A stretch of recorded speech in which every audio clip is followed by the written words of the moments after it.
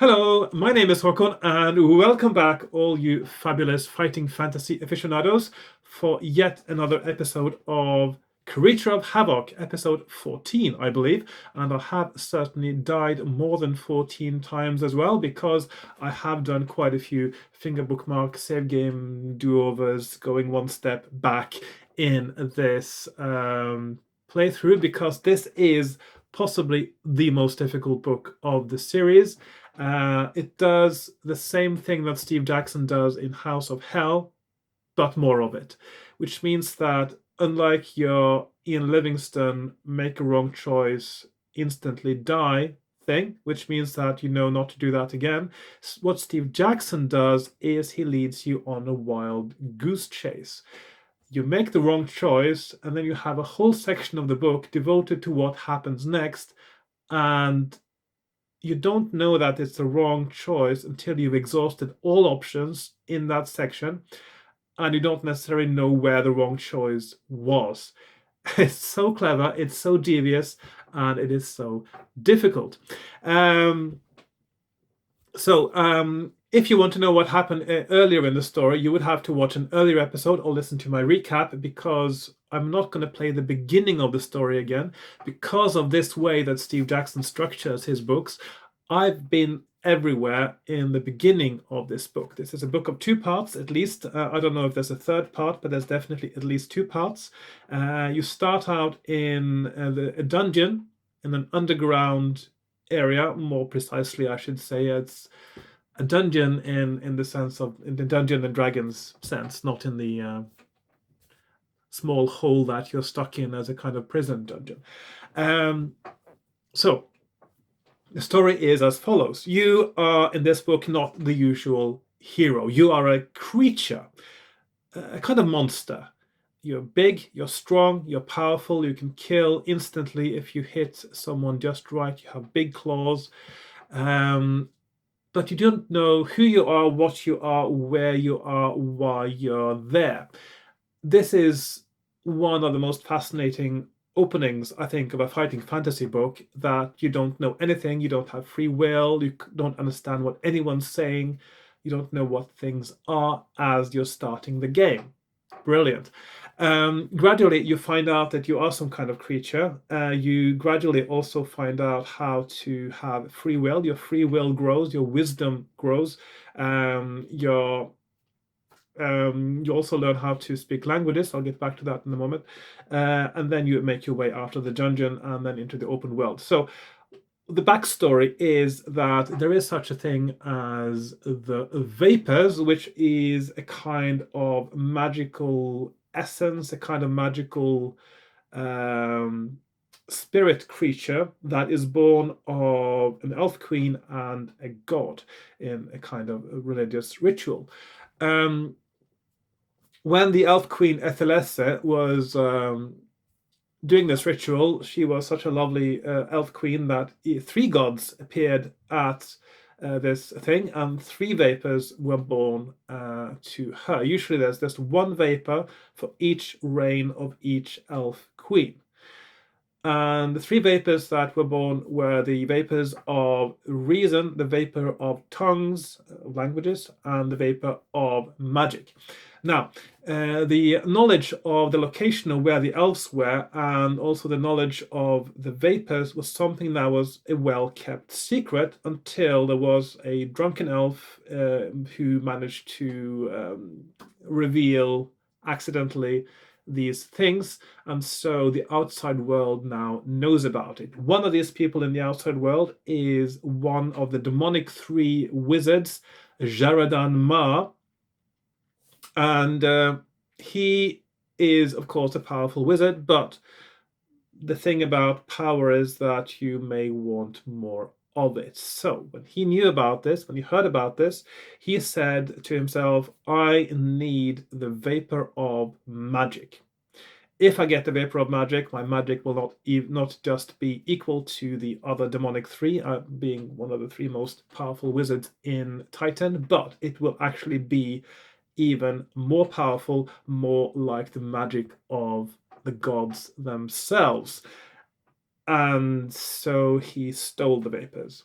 and he put them in his dungeons, in his mines, the Yellowstone mines, and named thus because they were used for mining gold, which gave him lots of money, which meant he could go on with his experiments.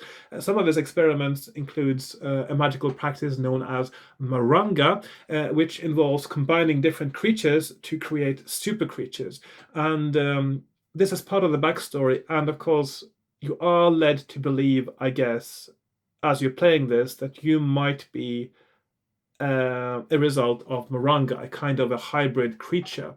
And it does seem like you have residual memory of something that happened before. So it certainly seems like you had a kind of separate existence before you wake up and know nothing. So these are questions we haven't really got answers to yet. So as you wake up, you don't have free will, but then you find the vapor of reason because you bump into a group of adventurers. Now, after Jared Ma stole the vapors, it was known who stole them, and it was known where they should go looking for those. And so you had several parties of adventurers who, either by free will and with a promise of reward, I presume, or also actual prisoners were sent into Yellowstone mines as a punishment. They had a choice: death or go and find the vapors. So which seems a fair choice, doesn't it? What you do, you go and find the vapors, of course. Although that could lead to a fate worse than death. Possible, but people do want to stay alive. Okay, so you bump into a group of adventurers who actually have retrieved one of the vapors, that is the vapor of reason, and then you gain free will. Before that, you don't actually have a choice in what you do. You roll a die to see which way you go, and sometimes also what you choose to do. After that, you get choices. You still have some instinct ruling you, just like people do, a lot more than they actually believe. In fact, human beings, we are controlled by instincts all the time, but we have also this incredible human ability to rationalize our instincts. So if we do something that we shouldn't have done, that we talk about lack of self-control and stuff like that, but it's a lot of instinctive things that we have absolutely no control over. But then when we do the right things based on instinct, we of course rationalize it, saying that, yeah, that's what I wanted to do because etc. So you use logic to rationalize it. Anyway, that's a different story, and that's a video for another day possibly, but you gain free will. And then you also find eventually, and of course that was something that took me a while to get, was the vapor of tongues. Until then, everything spoken was just pure gibberish, made with a really clever code that Steve Jackson presumably designed. I don't know if he did it himself or somebody else helped him out, but it's a really good code because when you read it on the page, it looks completely nonsensical, although sometimes you feel there are something that looks like words, and you think you know what they might mean, but it's still a little bit tricky to see exactly how it works.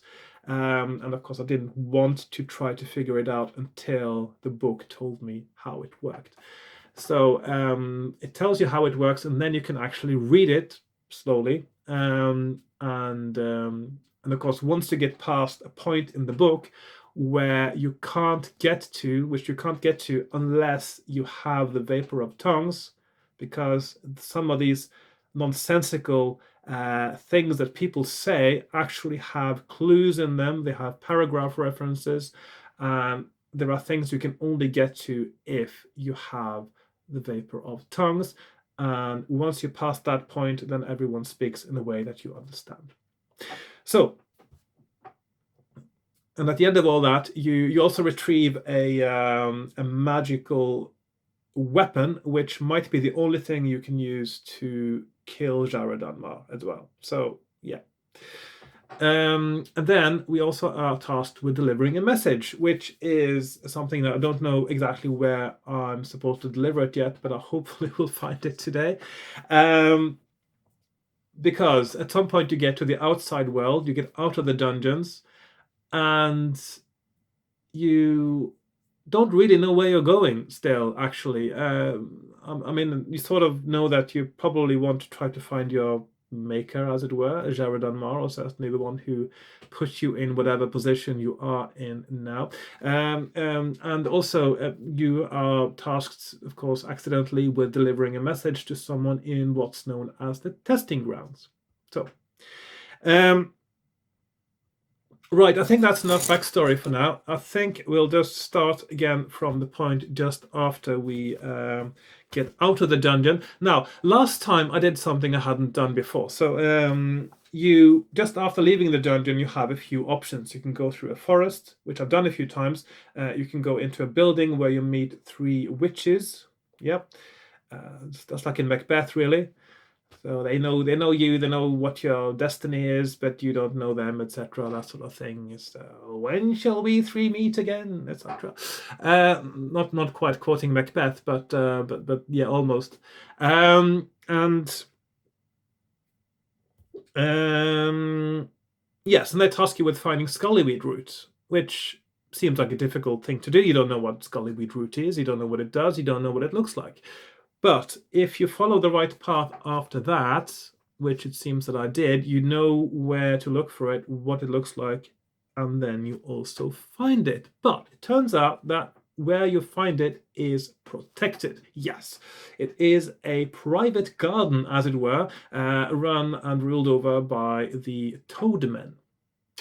They won't let you pick any flowers or any plants whatsoever. So at the moment, it certainly seems like that's...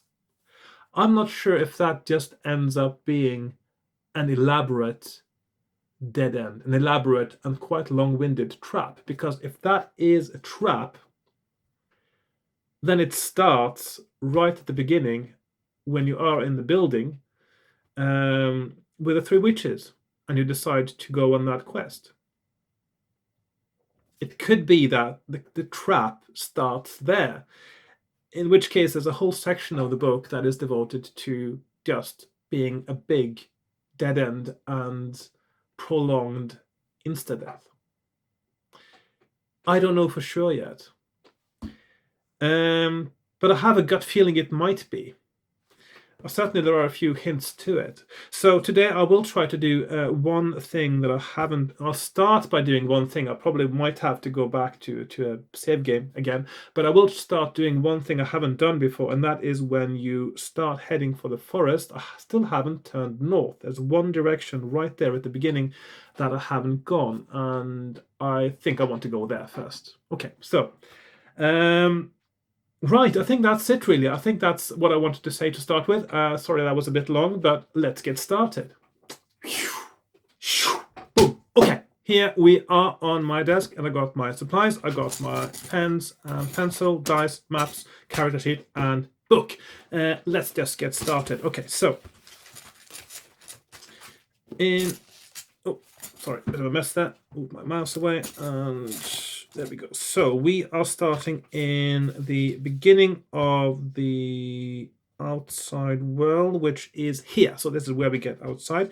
Page 5 of my map, by the way. This is a big game, and of course, because of the way it is structured, you might end up actually having been everywhere, just like I have, because it is hard to find the right path right away without going everywhere else first.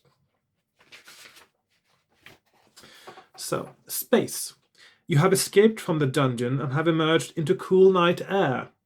Slowly you survey the landscape, your mind filled with wonder at the space all around. You appear to be standing in an open field in which stones have been fixed in regular rows. Some lie down flat on the ground and some are standing up. To your left, near the edge of this field, is a large building with a tall, pointed roof. On the other side, to the right, is a wood, and the path leads straight into the wood from where you are now. Overhead, a huge white orb hangs in the sky, giving some light, but this light dwindles when great smoky masses drift across in front of it. You are overawed by your new environment. Would you like to investigate some of the stones set into the ground around you? Would you like to look around at the old building? Or would you like to leave this area along the path into the woods? Now, so because when you go into the house, you talk to the 3 witches, they tell you to find Scullyweed, and then if you go the path that I did, you find it. But there doesn't seem to be any way out of getting killed once you're in the swamp with the Toadmen. I just can't see how you'd be able to escape that. So I still think maybe that is a dead end. Seriously elaborate and clever and devious dead end. So I will go towards the woods this time again. So, and that is 261. The path takes you along towards the trees. You pass a sign on the edge of the forest which reads "Not Oak Wood." Usually don't have signs before forests, do you? Saying what the name is. Once in the wood, the going is more difficult as the light is obscured by the tall trees. If you wish to rest by one of the trees, turn to 362. If you would rather keep going, turn to 162. Let's see. Usually I've been just resting there, haven't I? So, and that seems fine. So, yeah, I'll just rest. After a few moments, you find it difficult to keep your eyes open and your head begins to nod. Resistance is useless. You roll over on the ground and fall soundly asleep, but your sleep is disturbed by dreams of dark creatures, humans with sharp swords and magical encounters.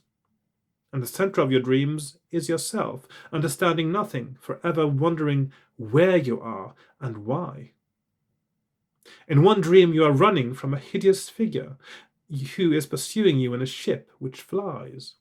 The faster you try to escape, the easier it is for the ship to catch up. Leering sadistically, the figure drops a net over you. You crash to the ground, trapped in the net, trying desperately to escape. You wake up with a start, arms flailing madly. A breeze has blown the branch of an oak into you so that its leaves cover your face and chest. You breathe a sigh of relief and pick yourself up. Your eyes narrow to slits as they adjust to a new experience for you. Daylight. You may add 4 stamina points for the rest, and then you set off once more through the wood. My stamina is at full, so yeah. 244. So this is 244. You continue east until you reach a junction, where another path joins from the north. There is a signpost at the junction. The sign pointing northwards reads Coven. To the south, the sign reads Bilgewater, though no path runs that way. To the east, the sign reads Testing Grounds. Which way do you wish to go? Now, one thing I have noticed here, because I go east, I don't get to the Testing Grounds. And the other place, when I was, last time I played, also the signs were swapped around. So, because it said Bufo Fen, and that took me to Dree, and then it said Coven, and that took me to the swamp. So it seems that the signs on the road have always been swapped around, and so they are never going to be what it says on the sign. If you want to go to a particular place, the one place you do not want to go is where the sign points. I want to get to the testing grounds because I have a message for someone there, and I don't know if that is something that will be useful. So that means I can't go east. That is not going to lead me to the testing grounds. Did I try going south before? Hang on. I did have a sort of secondary map there, didn't I? For let's see. Hang on. Number 6, 324. No, that's.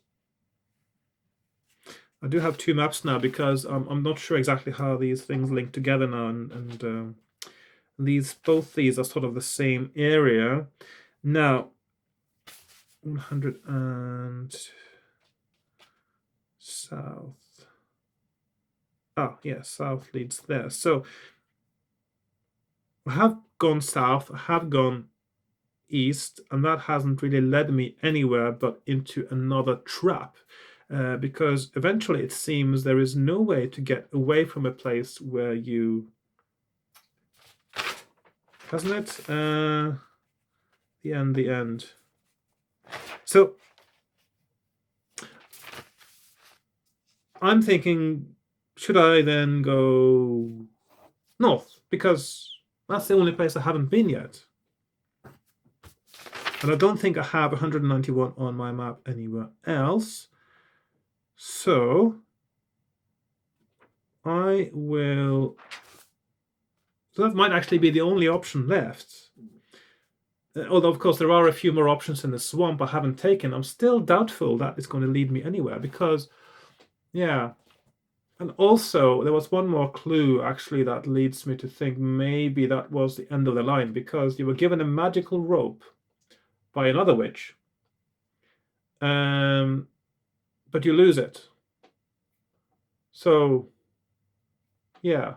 Anyway, I'm going to go north now because I haven't been before, and let's find out what happens there. You press on northwards, following the trail through the wood. If you are hungry, you may try to catch some food by turning to 368.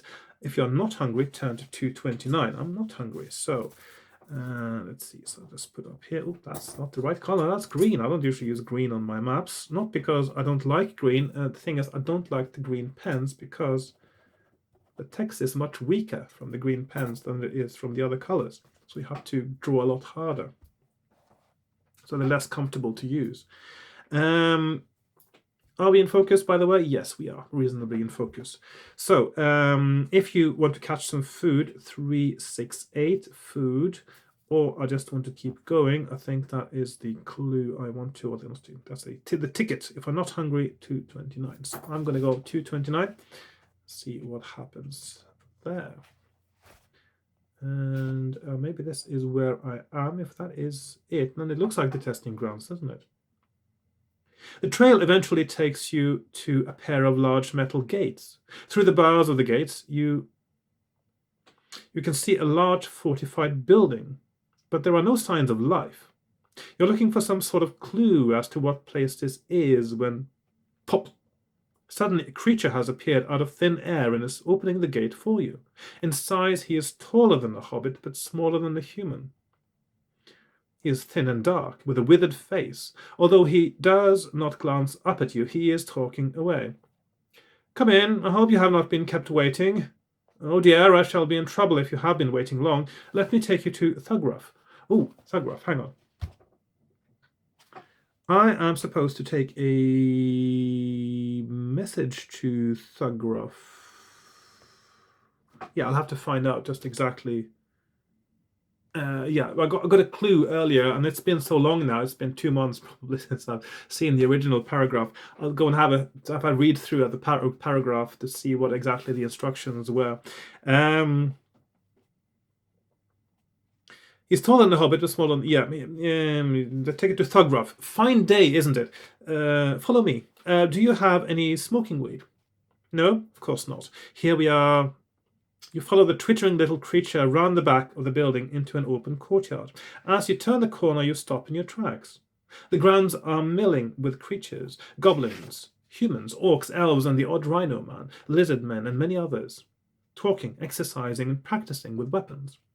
In the center of things, a huge burly half-troll in the black tunic is moving between the groups and barking orders. Your guide pushes through the crowds and grabs the half-troll's tunic. Thugraf, a visitor, he grunts and turns to you. A visitor, eh? Were you kept waiting at the gate? He asks, aiming a fiery glance at the little creature. You shake your head. So you've come to join us, have you? He continues. Mars legions could do with that sort of strength I can see in those arms. Let's see what you can do. 11, over here. Each of the legionnaires wears a medallion around his neck with his number on it. A lightly armored human wearing number 11 comes over, carrying a sword in one hand and a mace in the other. All right, 11, chuckles Thugruff, who evidently despises the man. Let's see how you fare against our friend here. 11 looks at you and gulps. A circle forms around you, and you must fight. So, 11 has a skill of 7 and a stamina of 9, and when either of you is reduced to a stamina score of 2, turn to 3, 5, 2. So, 3, 5, 2, and we now have a battle against a 7, 9 with special rules, because it's not a combat to death, or it's a combat to near death, which is quite harsh. Okay, so I have 12, 23. 12 skill, 23 stamina. This guy has 7, 9. I've got a 5 skill point advantage. He rolls 6. I roll a 5. So he's down to 7. He rolls 11. I roll 8. That is... he's down to 5. He rolls a 10. I roll an 8. He's down to 3. He rolls a 2. I roll a 4. He's down to... yeah, okay, that's it. He's down to 2. And I go to 352. Now, first of all, before I do that, I want to check out exactly what the instructions were about Thugruff. Let's see, 62, is that the paragraph? Okay, so let's just see what the instructions were that I was told.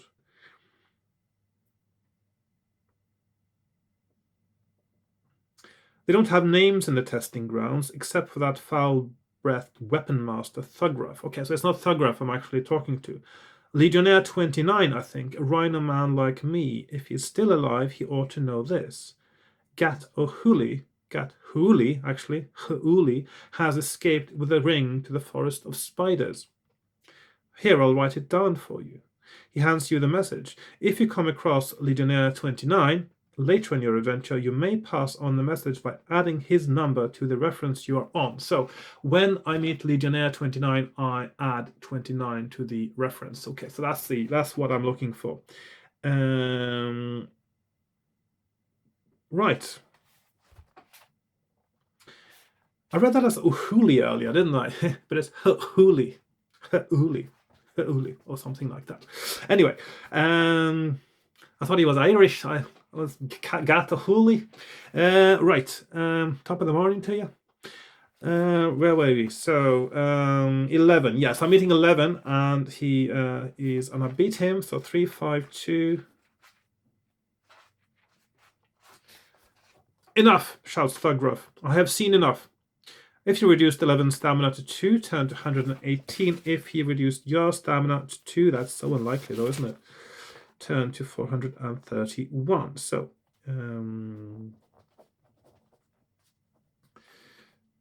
so 118 win and 431 lose. I suppose I could put that. That's quite clear, isn't it? 118 I won, so I'm going to 118. A fine display, says Thugruff, nodding. You will be a valuable addition to the legions. Come with me, and I'll see you get some food. If I remember right, hobbits are a favorite of your kind? No? Oh, he knows what I am. He knows I'm a gourmet, hobbit gourmet. Well, sort of. Not a gourmet, really, just a... So I am a kind. Am I not one of a kind? That's news to me. Or maybe you'd prefer to meet some of the other legionnaires. Make this place your home, but watch out for the rhino men. Thick as zombie blood they are, and dangerous as dragon breath. What do you want to do? If you want to eat, turn to 216. If you would prefer to mingle with the others, turn to 157. I'm definitely mingling because I want to find 29. So I'm going, let's see, I'll just make that a little bit more visible now because I'm crossing this crossed out section. So I'm going over here for my new options. So we have 216 eat. There's so many options to eat in this one. I mean, is it even possible to get your stamina down to 0 in this one? It just seems so unlikely because there's food galore everywhere. And also, whenever you get hit in combat, you only lose 1 point of stamina, which I always forget, by the way. But even when I forget it, I still haven't been anywhere near losing all my stamina. So, eat or 157 mingle. So 157 mingle it is. You leave Thugroff and move around the courtyard, mixing with the others. They are an unruly lot, spoiling for a fight. Each wears the studded black leather tunic, which is the Gallikeep uniform. Each also wears a medallion round his neck with his number on. Did I not get a medallion yet? That's a bit of a shame. You decide to mix with some of the groups to try to learn what you can about the place. Will you mix with a group of orcs and rhino men squabbling in the corner of the courtyard, or a group of goblins and elves in the center of the courtyard? Now, the guy I'm looking for, was he an orc or a... I don't know what he was now. A rhino man like me, he says. Okay, so it's a rhino man I'm looking for. I am looking for a rhino man. So I should mingle with the rhino men and the orcs, of course. So we have, where was it? The options, 377 and... Excuse me, my phone is ringing. Right, back again. Sorry, that was a long phone call. I lost my thread completely now. So where was I? I was okay. Yes, I was trying to choose which group of people to mingle with in the courtyard. So it is the goblins and elves or the orcs and rhino men. I know that the person I'm looking for is a rhino man, so I will mingle with the rhino men. So oh, you hadn't put it on my map yet, so I have to. So it's 377 or 284. So that's the rhino man, or the, let's just put elves on the other one. 377. Let's go. One of the rhino men is boasting that he could easily defeat Thugroff in battle. The orcs are taunting him, and the tension is mounting as the other rhino men defend him. A fight may break out at any moment. If you want to stay to see what happens, turn to 124, otherwise turn to 348. So, let's see. 1, 2, 4, stay. Or 3, 4, 8. Go. I'm going to stay and see what happens. 124. Rhino men are rather dull, bumbling creatures, and not known for sharpness or wit. Orcs, on the other hand, are more quick-thinking and cannot resist the opportunity to torment. Thus, the argument turns into a brawl as one of the orcs pushes the rhino man to the limits of his temper. But before any damage has been done, Thugroff appears with armed guards to break up the fight. The two groups are separated. Thugroff takes you aside and into the castle for some food. Turn to 216. So I didn't get a chance to find 29, unfortunately. So let's see. So that is 216. That's the same as the earlier option. 216. There we are. Thugroff takes you into a room where you both sit down at a table. A short while later, someone arrives with a large bowl full of meaty broth and places it before you on the table. You catch the smell from the broth. Hobbit. Ravenously, you grab the bowl and pour its contents into your mouth. The broth is hot and burns your throat, but you may add 5 stamina points for the meal. Plus 5 stamina. Thugroff tells you about his legions. Half of his forces are now with Jaradan Mar in a great floating ship known as the Gallikeep. It is cruising over the forest of spiders, searching for the rainbow ponds, for the village of Stittlewode is near the rainbow ponds. If you are lucky, he promises, you may even get to join... Oh, does that mean that he hasn't got the Vapor of Magic yet? I thought he'd stolen all of them, but yeah. Meanwhile, you are deciding what you will do next. Thugroff takes you outside and offers to give you some instruction in weapon technique. Do you want to take him up on his offer, or will you make plans to leave the testing grounds? Yeah, I will take him up on his offer. Now, I'm just wondering now if just being where the Rhino men were, is that where you are supposed to find number 29? Maybe it's not even indicated because this is something that Steve Jackson does. I'm going to go backtrack a little bit now because I want to check if I add 29 to the Rhino Man paragraph, whether that means I can meet number 29. Because this is what it's very subtle with his little clues. Sometimes Steve Jackson, he's got very good at it. So there's very often no indication that you are in the place where the clue needs to be used. So 386, 406. Let's see if 406 has something to do with. Yes, I was right. So there is a secret paragraph connection to the one where you go to mingle with the Rhino Man, where you can deliver the message. Brilliant. Okay, so I'm going to do that. So one of the Rhino Men catches your attention and you remember the message. His back is a little stooped and he is obviously past his prime. He looks at you with tired eyes as you approach him. He has seen many young, strong, and ambitious legionnaires in his time and he finds them quite tedious. You step up to him and pass him the message. He steps back and looks at you incredulously. Is this true? He stammered. Is my sister safe at last? Then I have no need to stay at this god-forsaken castle. With a message about his sister. Gathuli. Ah, yes. Oh, that's his sister then. Oh, I'm a little bit confused now. What was the message again? Not that it matters so much. Okay. Oh, Gathuli has escaped with the ring to the forest of spiders. Oh yeah, so that is his sister then, Gathuli. Then I have no need to stay at this god-forsaken castle. Thank you for this news, strange creature. I must now make my plans to leave. Will you join in with his plans to leave the testing grounds, or will you continue wandering through the groups of legionnaires? So, 406. Okay, so that gives me 2 new options. Now, I'm thinking that it sounds like that might be is that my cue to go?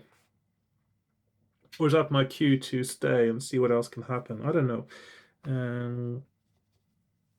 Because what is my purpose now? What is the next thing I'm supposed to do? I'm supposed to find Jaradan Ma. Jaradan Ma is on the galley keep. I know that.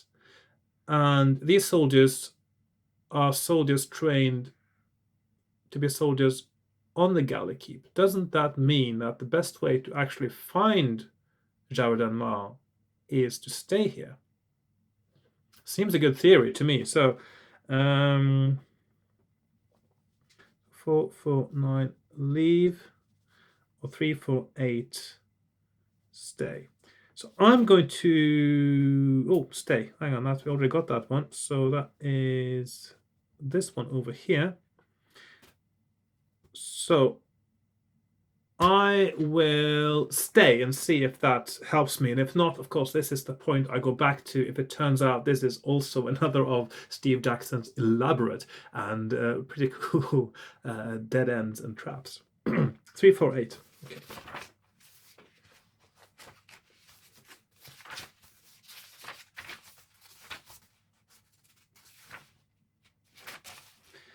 Right. As you wander through the multitude of creatures, you start to consider this place. So far, your life has been aimless. You have been wandering alone through the land. Oh, okay, that's a new insight. Here is the place where you will be fed, where you will mix with others, and where you will never be short of a good fight. On the other hand, a voice in the back of your mind is still asking the same questions. Who are you? What are you doing here? Where have you come from? The answers to these questions will probably not be found here. Thograf comes over to you and asks you whether you would like to stay to train as one of the Mars legionnaires and serve on his galley keep. What will you do? Do you want to leave, or will you seriously consider training as a legionnaire? Now, this sounds like an end, doesn't it? So I'm going to have a look at both options probably now, because it sounds like this is leading into an alternate ending that actually isn't a conclusion to what's actually going on here. So, so leave or stay. Let's see what happens if you stay.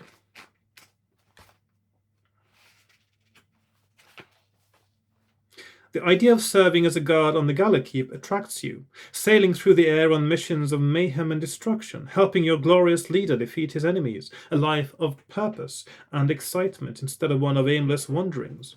Your mind is made up. You will make a formidable guard for Jaradan Mar. Your loyalty will be assured by the generous doses of drone weed fed to you daily in your hobbit broth. Oh, does that mean that if one thing that will happen after you eat the meal is you will actually have got a dose of drone weed?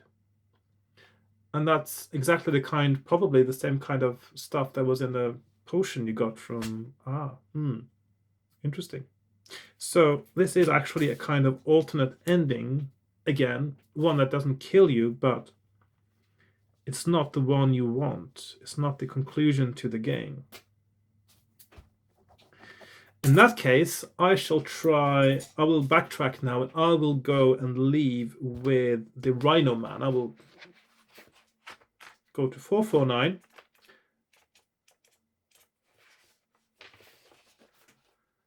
Old 29, the Legionnaires proudly refer to themselves by their numbers, has been at the fort for some time.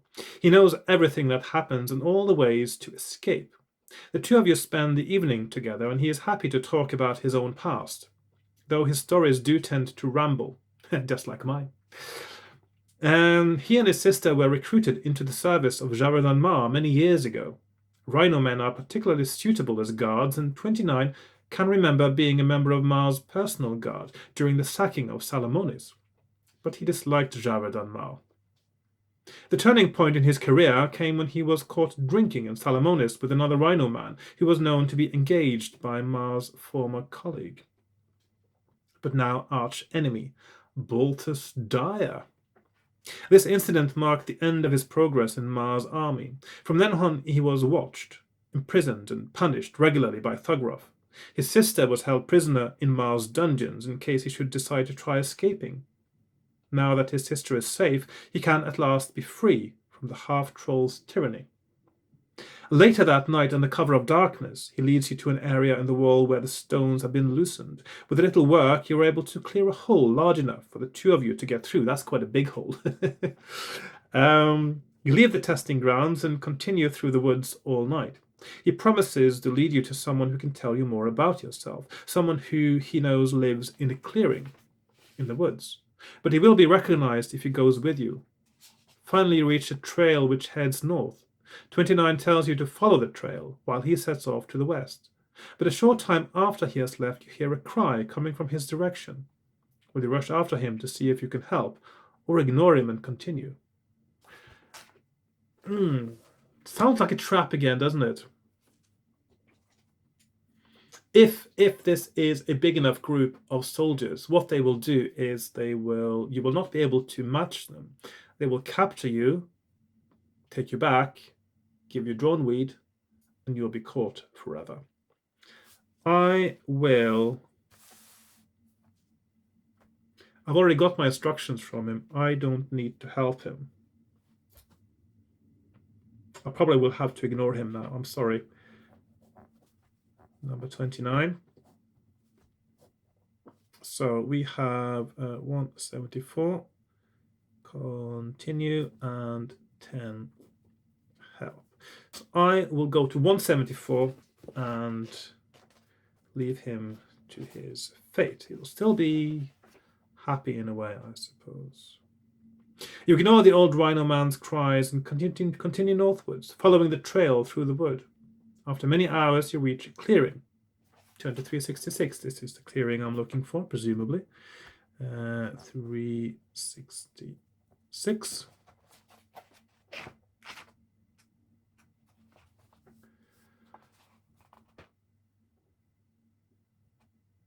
Oh, hang on. I've been here before.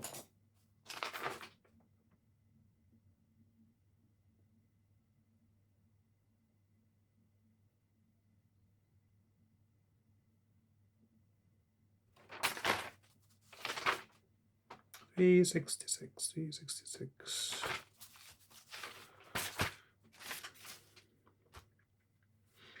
Where is 366?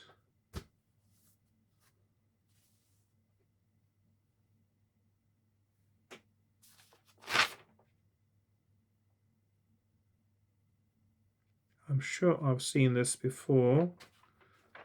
Wondering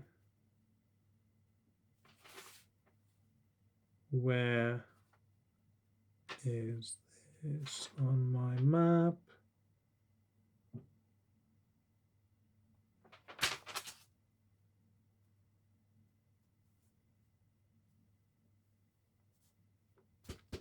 $366. There we are. Okay, so interestingly,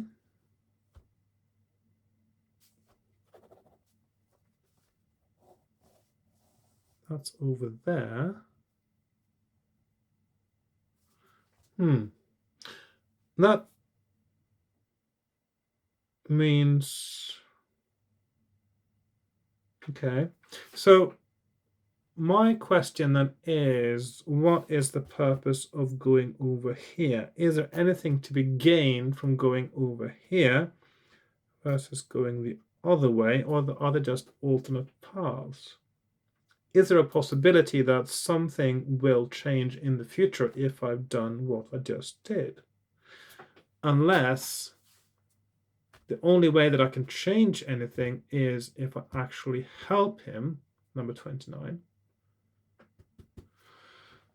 I'm just going to see what happens if I help him now. It is actually a, yeah, no, that is an end.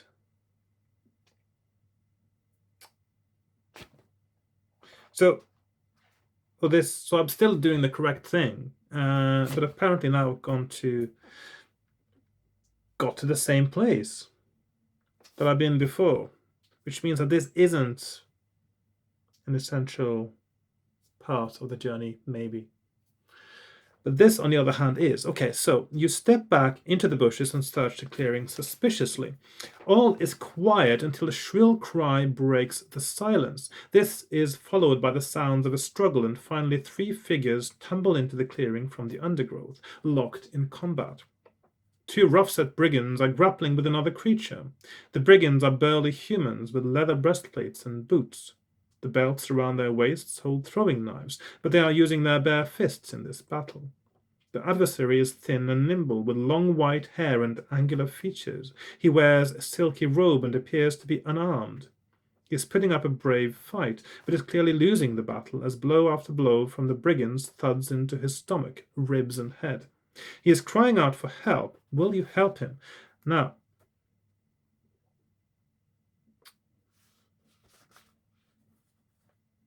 I suppose I will help him then, because this might be the person that's supposed to help me, according to number 29. So I'm going to go to 429. Maybe this is what happens in this encounter is now the key to solving the book. I mean, this is the next crucial encounter, which means that if I figure out how to do this correctly, then that's where I can start next time if I need to restart, which I'll probably do. As you crash out of the bushes into the clearing, the battle halts temporarily, and all 3 combatants stare incredulously at you. You must resolve your battle with the brigands, who will fight you together. The thin creature is too badly beaten to be of any help and drops to the ground. So I'll also just put the end there. Okay. So 366, and that is 429, and we are fighting 8, 9, and 8, 7. Let's do this. So we have an 8, 9, and an 8, 7 at the same time. So I'm going to attack the 8, 7 first. So I've got a 4 skill point advantage. He rolls 3, I roll 8. So he's down to 5. Second one attacks me, rolls the 3, I defend myself with 8. No damage. First one, 6 and 3, so that's me hitting him. Second one attacks, rolls an 8, I roll a 5. That is a successful defense. Next round, 6 and 10, he's down to 1. 6 and 8, defending myself. Next round, 8 and 9, he is dead. Second one attacks, I defend myself successfully. Now I'm attacking the other one, which is 8, 9, still 4 skill point advantage. He rolls 3, I roll 3, 7. He rolls 9, I roll 7. He's got 5 stamina left. 11 and 6 means he hits me. I lose 1 point of stamina. Mustn't forget. First time I remembered. He rolls 9, I roll 7. He rolls 7, I roll 7. And finally, perhaps he rolls 8 and I roll 11, and he is also dead. Right, so if you defeat them, turn to 448. Exhausted from your battle, your attentions turn to the white-haired creature lying moaning on the ground. Seeing that the battle is over and that you mean him no harm, he turns towards you. As he speaks to you, he winces in pain from his beating. I offer you... it's like he's dying. I offer you my thanks for your aid. My name is Whiteleaf. I am an elf. Home for me is the village of Athelia mine. He turns over on his back and continues. Oh, that's better. I know these woods well. Perhaps I can be of service to you in return. What would you like him to tell you? Anything he knows about Stittlewood, what he knows of the Galley Keep, or more about himself. Now, at the moment, it sounds like what I really need to know more about is the Galley Keep. So I'm going to ask him about the Galley Keep, 269. Whiteleaf spits in contempt. The ground is cursed with that ogre-breathed spirit Jaradan Mar treads, he snarls, suddenly having a lot of energy there.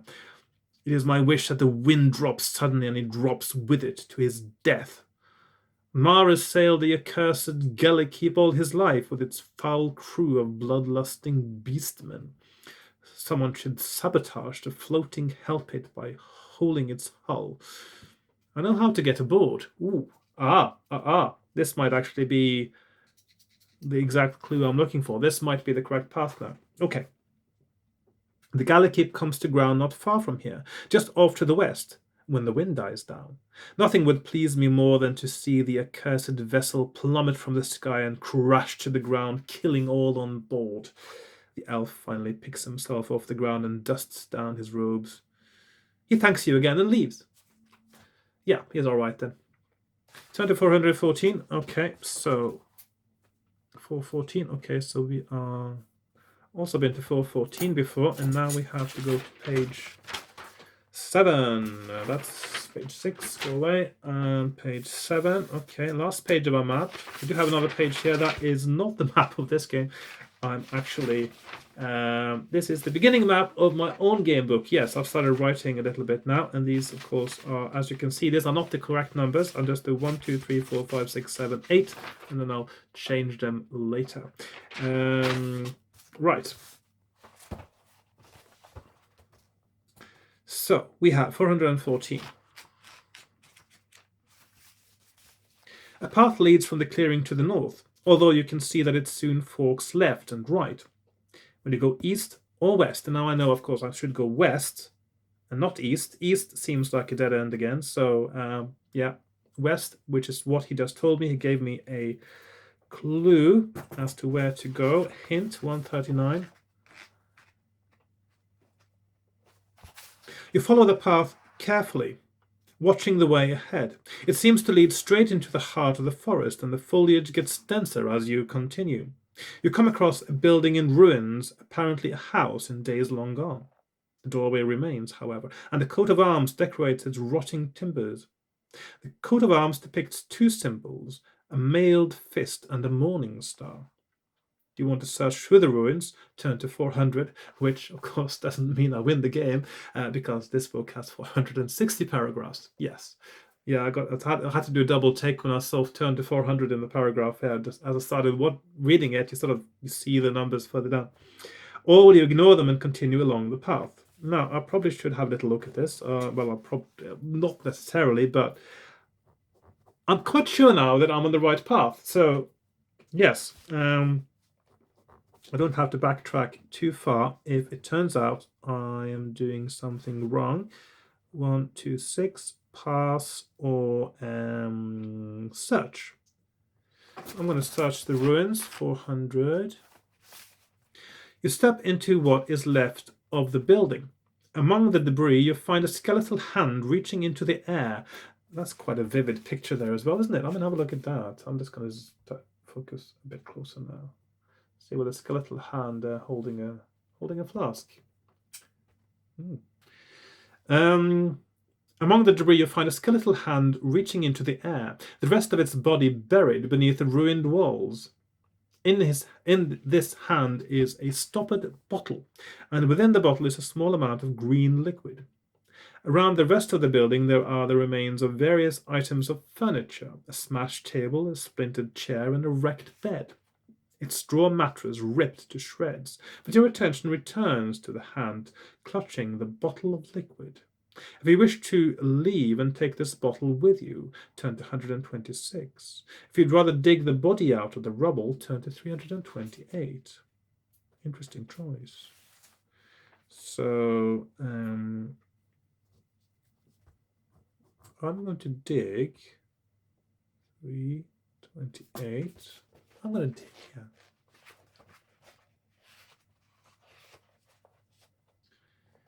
The rest of the body is not deeply buried, but when you have finally uncovered the whole skeleton, you can tell that whoever lived here certainly died a painful death. The skeleton's ribcage has disintegrated. You look again at its outstretched hand. The liquid. Is this a warning? Or could the liquid have prevented the disaster? You puzzle over these questions, then leave the ruins. You may, if you wish, take the bottle of green liquid with you. I don't really feel like taking it with me now. You know what? I'm going to pass on the liquid. Yeah, I'm going to pass on the liquid. At least I know where to find it if I need it. I'll try to take it with me. You know what? I'll take it with me, and then if it turns out that is actually a big mistake, then I can sort of pretend that I did exactly the same thing but didn't pick up the liquid. See what I mean? Yeah. Green liquid. Okay, so 126. Yes, okay. So you leave the ruins and continue along the path heading further into the wood. The path becomes quite overgrown and it is evidently not used much. You reach a point where the overgrowth is so thick that the path continues through a sort of tunnel. Vines and creepers droop from the overhanging bush. If you were half your size, you would be able to nip through it quite easily, and there we have Steve Jackson's favorite word, nip, which is used a lot in his books. And I quite like it too. But you will have to crawl along it. Do you wish to get down on your knees and follow the path, or will you leave the path and make your way through the wood? A path in wood that doesn't seem like it's used at all isn't necessarily a good sign. Is it a trap? It could be a trap. It could be a trap. Okay, so, but then again, if you don't follow the path, you might get lost.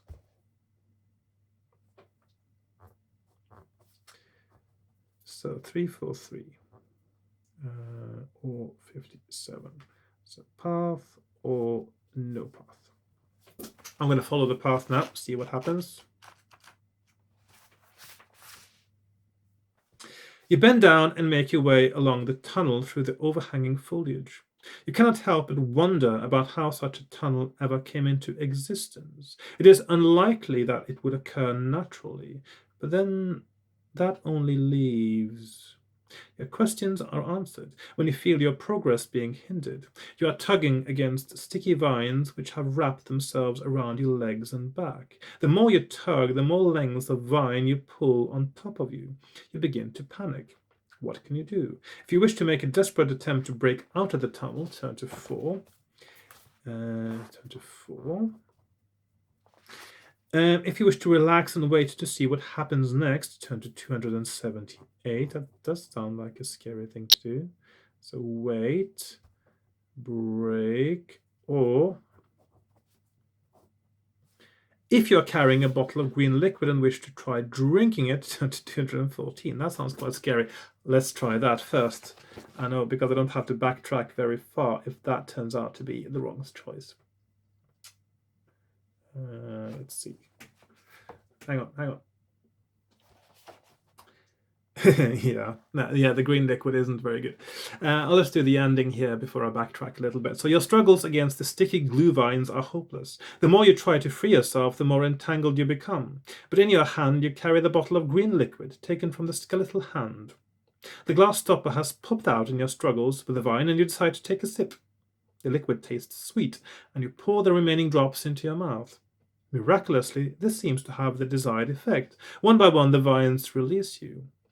The green liquid you found was, however, not specially formulated to repel glue vines. The glue vine tunnel was constructed by forest imps as a trap.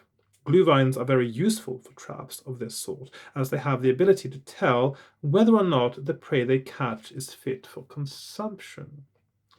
Any animal not fit for consumption is not entangled or, as in your case, released. For if you were to be eaten by the forest imps, you would doubtless poison them as they eat. The liquid you have drunk is, in fact, a slow-acting poison. Oh joy! The effects of which you are only now able to feel. You clutch your stomach and double over. Minutes later, you die an agonizing death. Ta-da! Yes. We don't do that. Okay, so that means we have to try to break free. Let's see if that actually is possible as well. You summon up your strength and launch into battle, frantically trying to slash at the vines with your claws. But the tunnel is thick and the vines are difficult to cut. This is reflected in their high skill score. Resolve your battle with a tunnel of glue vines, which is 10 and 13. Okay, so 10, 13. We've got 2 skill point advantage. Let's go. 11 versus 4. Okay, so he got the first hit. 5 and 4. He's down to 11. 7 and 11. He's down to 9. I say he, but oh no, it's really very much an it or a they, isn't it? 2 and 4. 11 and 6 hits me again, or injures me again, I suppose, not really hitting so much. 6 and 8. It's been ages since I rolled doubles, which is a bit... I mean, I rolled doubles for my opponent, but not for myself, which would kill the other creature instantly, which, yeah, seems a bit wrong in this case, actually. Right, so I'm down to 20 stamina, and I won the battle. So let's see, 10, 13, 36, 36. The struggle has been monumental, and you lie down on the ground exhausted. The wrecked tunnel has collapsed, and you stare at it, gasping to regain your breath. The sound of your own breathing drowns out the sound of the small creatures approaching. This might be another dead end now. Chattering excitedly to one another, a small band of forest imps has arrived at their trap to take home the day's meal. Unaware that you have already destroyed the trap, the tiny spindly creatures enter the far end of the tunnel easily. You do not even hear them until their shrieks of anger on discovering that their trap has been ruined break through the sound of your heavy breathing. 12 skinny pairs, that's not very... I didn't read that one right. Okay, so you do not even hear them until their shrieks of anger On discovering that the trap has been ruined, break through the sound of your heavy breathing. That's better. 12 skinny pairs of legs carry the noisy green-skinned imps scurrying along towards you. When they discover you, they halt, wary of your immense strength, but you are too tired to survive a fight against 12 armed imps, and you have no chance when their spears have been dipped into a fast-acting poison from the deadly stingroot plant, which obviously doesn't taint the food, maybe. I don't know. Anyway, that's the end as well. So the end. So basically, do not go into tunnel at all. Okay, so I've played for how long now? 1 hour, 20 minutes. I'm going to do one more now. So I'm going to backtrack again, as usual, and I'm going to do everything the same, except this time I will choose to go outside of the path. I sort of knew it was a trap, didn't I? Anyway. You make your way through the undergrowth. Your progress is very slow. Your bulky body is impeded by branches and vines, and the going is both difficult and tiring, and you're not certain which way you should go when all directions look the same. You try various different directions until you find yourself passing a tree which you can remember passing just a short time before. You have been traveling in circles. Your anger builds up and you thunder through the foliage. Oh, hang on. I've been here before as well. This is your sort of catch-all dying in the forest paragraph.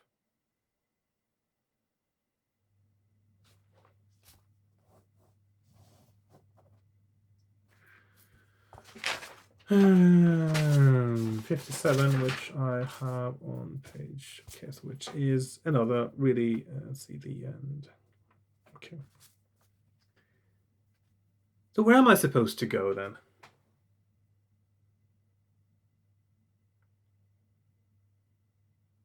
Have I missed something again? I was just supposed to... Oh. Is it? I mean, am I supposed to go into the path and then just...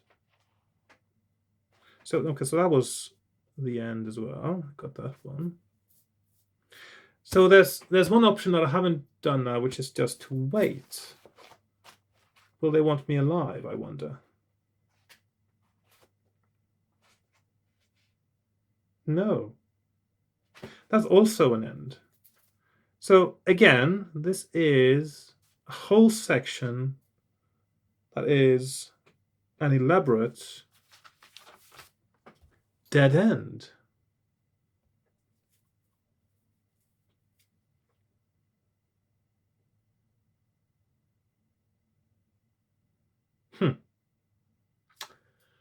So I'm a little bit stumped now because I'm not sure what to do next. Going east here seems that most of the options, again, lead to dead ends. Oh.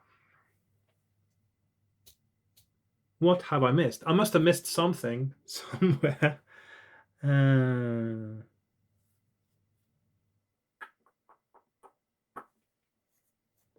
Well, I think that probably is my cue to call it the day, because I don't actually know. Again, just like when I was playing in the dungeon, I'm sort of stumped now. I don't know where to go, or where to go next. I don't know where I went wrong. I'll have to study my map, see if I can find out which options I missed that don't lead me just to all these dead ends. And then I'll have to continue from there. So yeah. Okay.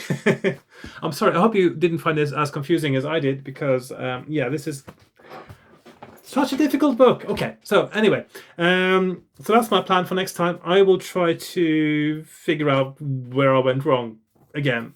Yeah, that's what this book is all about. Anyway, I'm really enjoying this book anyway, and I hope you're enjoying it too. And thank you very much for watching, and I'll see you next time. So goodbye for now.